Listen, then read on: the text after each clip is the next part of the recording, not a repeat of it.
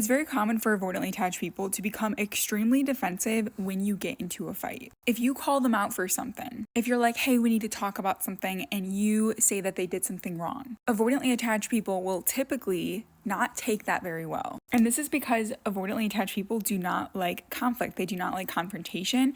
They don't like sitting down with you and saying, this is how I feel about this situation, and this is what I think we should do to find a resolution to this problem. Because if they say that they did something wrong and they admit to that, to them, they are identifying as someone that is wrong. They are identifying as someone that is bad. And to them, that can feel like they are a complete failure. Does that make sense? And so they'll do whatever it takes to not lose the battle. That's why they'll get super defensive if you bring up something really stupid, like, you didn't take the trash out last night.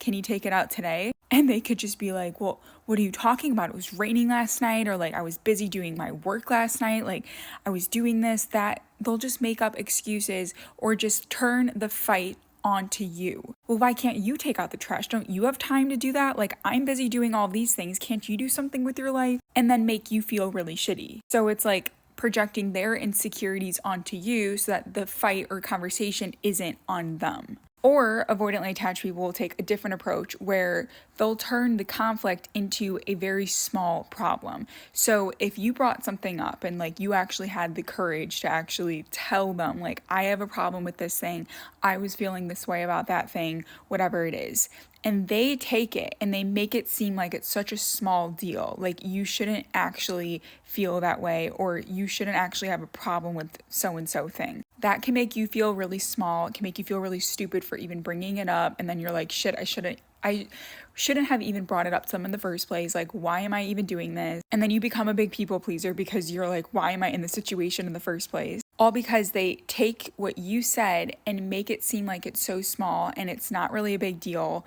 And then you never really like find a resolution to the conflict because they took your conflict and made it so tiny that it's like, why do we even need to solve this problem? Like, you're stupid for even bringing that up. Or the last approach that avoidantly attached people can come across is if a conflict arises, what the avoidant attached individual could do is just completely walk away, like distance themselves physically from you because they don't want to have this conversation. So if you're on the phone, they could just be like, listen, I gotta go. We'll talk about this later, or just hang up like right then and there.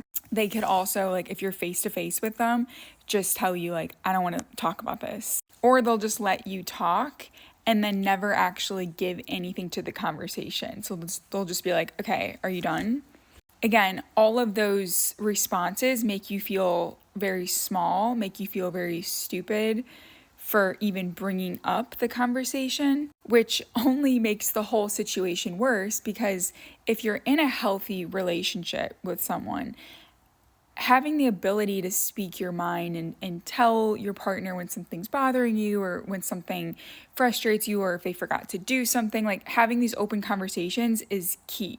But if you feel like, okay, I really want to tell them this thing, but I'm just worried that if I tell them that, they're going to make me feel small again, or they'll make me feel like I shouldn't have even said that in the first place. Then you start thinking too much and you're like, I'm just going to say nothing. And then when you start to say nothing, you create this relationship dynamic where both of you might have a problem with something, but you just brush it aside and you claim and like try to convince yourself that it doesn't bother me. But it does bother you. And that's why it's in your mind in the first place. And that's why you thought of it one time or once or two times or three times or four times. And then it's like this thought in your mind, but you're like, oh, it doesn't bother me. But if you thought about it 6 times or more, it probably does. That's why a lot of times the relationships that you guys get into that you message me about are very short term. Because avoidantly attached people love those short-term relationships. It's great. You get the honeymoon phase in the beginning. It's very easy. There's no like rules. You see each other when you see each other. It's just fun. And then when the relationship starts to progress towards the end, where things start to get serious and there's responsibilities and you actually have to show up in the relationship and maybe actually use direct communication and talk about conflicts, when that stuff starts to arise, that's when the avoidant's like, you know what, I don't want to do any of this. And they take that approach of distancing themselves, not even talking about the problem.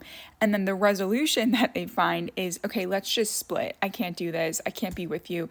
You're too much. It's overwhelming. But in reality, it's, I can't have these very serious conversations with you. I can't do conflict. Confrontation is uncomfortable. And I will just say, you guys, it's not just avoidants that are uncomfortable with conflict and confrontation and just like direct communication. Anxious people have it pretty bad too. And so think about it, like it's in the name, anxious attachment. People have anxiety when it comes to having these very direct conversations because the fear of being rejected, the fear of feeling stupid, or the fear of saying the wrong thing, choking on your words, and then thinking, why did I even bring this up in the first place? All of those thoughts could be going through the anxious person's mind, which can just lead to them thinking, you know what, I'm just never gonna bring up anything again and I'll just be a people pleaser, because it works out a lot better that way. So both people in that dynamic have a very hard time using direct communication, which can make it really hard to have a healthy relationship.